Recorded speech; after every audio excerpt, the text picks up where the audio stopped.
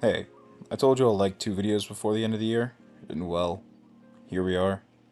Corruption has been a long-standing concept in all of politics. It's really funny, especially when it's so comically overt, politicians will look their constituents dead in the eye and say, I am stealing from you. So, today I'm going to be going over some funny examples of corruption within the world, but since I'm American, I will most likely have American cases. Also, I'm not doing autocracies and the like, but I might include some cases if it's within some form of international body, rather than saying that North Korea or Iran has some corruption issues. The first one up on the list is my favorite one, Warren G. Harding, the worst president in U.S. history. Now, some of you don't know who he is, even if you are American. He was a president in the 1920s, a little bit before the Great Depression. We'll talk timeline later because that would spoil us half the fun. Warren G. Harding was a drunkard, a gambler, and a cheater.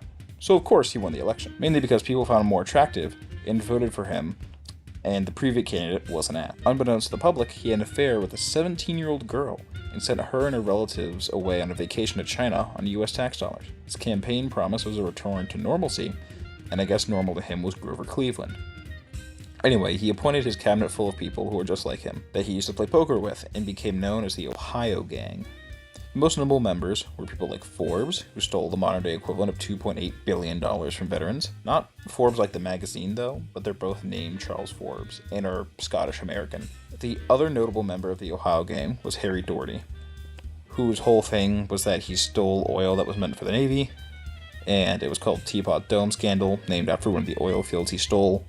Kinda. The final funny bit is that he also had an affair with one of the wives of the member of Ohio Gang. Warren G. Harding wasn't exactly an economist, and began to put some policies and refuse some policies that would later go on to create the economic strain that caused the Great Depression, in spite of the pleading of a young Herbert Hoover, who some argued could have prevented the collapse had his ideas been considered. During investigations into Harding, he conveniently decided to just die in the middle of his presidency. Now there was no one to blame everything on. Then another president takes the reins, known as Calvin Coolidge. While some people know about his whole refusal to talk thing and find him funny, he sucked too. Not as hard as Harding, that's a hard thing to do, but he was still annoying. His refusal to do anything about the impending economic collapse led to a worsening of the Great Depression, but because Harding and his corruption seemed to go down with him, and Coolidge's lack of public appearance, everyone just kind of blamed Hoover, as if he could have stopped it. Though it was just Harding. Well, it's kind of turned into a Herbert Hoover apologist segment. I will say, if he's in your top 10 worst presidents, bump him to 11. Anyway, doing insane shit, then dying, S tier. Corruption. I couldn't think of a way to incorporate this into the video, so like and subscribe for more honesty. Next is our king, Clarence Thomas. Basically, all members of the Supreme Court are guilty of some form of corruption, or scandal at some point in time in their lives, but there has never been a case so comically bad as Clarence Thomas. Ever since he first became a judge, he was always complaining about their pay, and now, while $300,000 sounds like a lot to most people, for a lawyer of the Supreme Court caliber, they could be making something in the millions quite easily, as they are always very, very accomplished. Clarence Thomas has used this fact to essentially blackmail rich conservatives who like his conservative rulings to constantly give him things in order for him to not resign and do private practice. This at least is the running theory, but what isn't a theory is all of the gifts that he has received from said conservatives. These include a $200,000 camper van, a private vacation in Indonesia, amongst other vacations, and also an oil painting of himself with his conservative buddies. Now, you may be wondering how the media found out about these things. He just talks about them. In interviews, he talks about how his camper and he loves it, but how the media found out that he was taking those vacations was because he wore a shirt and fucking posted about them. He essentially wore a shirt that said, I am corrupt. While this is funny, it isn't adultery or just objectively illegal, like Warren G. Harding, because if the corruption case were to land on somebody's desk, it would be the Supreme Court's, and he's not going to press the fire myself button. So, technically speaking, not illegal. Still A tier for the sheer comedy of it, though. Next is a politician who is still fighting this stuff, so remember, all of this is alleged. And while I doubt she would care enough about this video to do anything, I'd still rather not get a slap suit to take it down. Tiffany Hayward, our next subject, allegedly would intentionally not review business licenses to people who did not donate to her charity events, and businesses that catered to her political opponents, which is certainly interesting, She would also use the police as her personal bodyguards and pay them overtime for it, on the taxpayer's dollar, of course. Taxpayer dollars would also be used to fund her quote-unquote lavish out-of-town trips, and has driven the small town into $3 million of debt.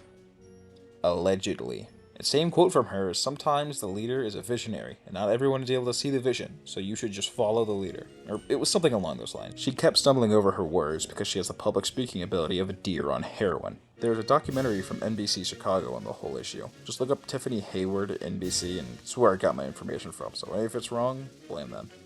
I'll give her a D because while it's funny how corrupt she isn't anywhere near the first two, or some of the people on this list. Third up is the Friendly Geordies New South Wales Premier situation. In short, Friendly Geordies makes a video alleging the New South Wales Premier is working with the mafia to launder money. His house gets set on fire shortly after. I'm not touching that with a 39.5 a poll, but I'm going to put it in C tier because if it's true, local mobs and politicians being in cahoots is quite common. Next is the CFMEU Australian government dispute. Basically, a labor union has been accused about 2,600 violations of workers' laws. Some of these includes placing biker gang members in high positions of power and general harassment of women, or at least that's the surface level. Basically, the former secretary of CFMEU, who the government said all the harassing was done with, is a large critic of the Labour Party who's in power. The leader of the movement to oust the secretary was actually the current Prime Minister. A couple of months before they tried to oust him, however, the CMFU secretary said that other members of the union were told that they would loosen government oversight if he were to be ousted. When this was refused, suddenly the 2,600 crimes and the mafia stuff came out, and despite all of the supposed evidence, nothing has actually been charged, as the time of writing. Even more interesting, guy's wife allegedly hired a hitman to kill him, but all the charges were mysteriously dropped. This secretary is also a complete piece of shit from what I've heard. So his alleged crimes could be very real, do not get me wrong. Like the reason his wife allegedly tried to kill him is because allegedly he is abusive. But it just sounds like a giant corruption scandal in Australia is going down and kind of gonna get swept under the rug. But at the same time, these are the people who will allegedly set someone's house on fire, so I'm just gonna look the other way. It's more of a job for a journalist, because I really got no horse in this race. I'll give this an A tier, because local mob and mafia working together is common, but the political assassination is more interesting. I want to see how this unfolds. Next, we have Nixon and Watergate. Watergate is a hotel which became famous for a break-in done by CREEP, or the Committee to Re-elect a President, which was created by Nixon during his first term, though he had no direct involvement with CREEP, which was standard practice to avoid scrutiny.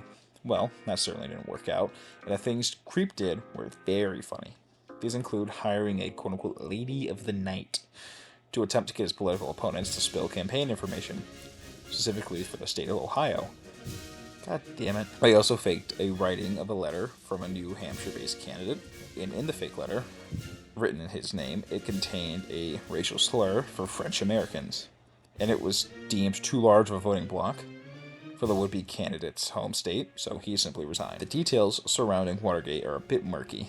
Certain films and media will lead you to believe that Nixon was essentially Satan incarnate, and while what he did wasn't exactly good, nor was he a good person, there was essentially a deal between the media and the people in Nixon administration that if you blamed your failings on Nixon, you would just get away scot-free.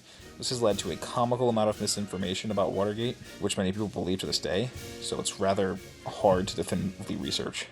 Though what isn't up for question is the various nonsensical things that were said in Nixon's tapes. Basically about every minority under the sun, Jewish people, Indian people, anyone you can think of. While this doesn't make him corrupt, it certainly does make him interesting. I could do a full video on him and his life, as he is incredibly interesting as a person, but I'll leave Watergate at A tier. I mean, come on. Lyndon B. Johnson. This is coming right after Nixon because it's somewhat relevant. Basically, during Nixon's first winning campaign, Johnson allegedly hired ladies of the night to try and start a scandal. The thing is, Nixon only has ever liked his wife. He did not cheat because the idea of cheating did not make sense to him. There's also a chance he was too autistic to notice their advances. Like I said, I know a lot about the guy. Also, Lyndon B. Johnson was somewhat famous for his negotiation tactic of whipping out his Johnson, an intimidation tactic. There's a photo of his Johnson somewhere on the internet as it was caught by a White House photographer, and I forgot where I found it, and I do not care to find it again. Anyway, C tier, not quite funny enough, but it's something that came up in the research, so I thought I should put it in here. Next is Eric Adams, our Turkish king. Eric Adams is a name you'll remember, but not many of y'all actually know what he did, so let me break it down for you. Basically, he would get money from foreign governments, namely Turkey, for political favors in New York. A few years before, in a Turkish rom-com, one of the scenes that he acted in was him literally being bribed by Turkish people for a favor. There's also some other stuff I found with Rikers, but that's a little bit more conspiratorial, so I'm going to move on. Saying outright that you are corrupt and playing a role in which you demonstrate how corrupt you are and how the corruption works is so funny, I cannot drop it out of A tier. Finally, Bob Menendez. He's a senator from New Jersey who also accepted bribes, normally from Armenia. The reason Menendez is so funny is because of the manner in which he got caught. When they raided his house, they found gold literally stored in his walls. Like he was supervillain levels of corrupt. However, there is an attempt to file for a mistrial, as supposedly the jury may have seen evidence that would have been in violation of the Fourth Amendment, so there's a chance he gets free. For now, it's a B tier, but if he gets out, that's easily an S tier. That's it for now. This video is longer than I want it to be anyway.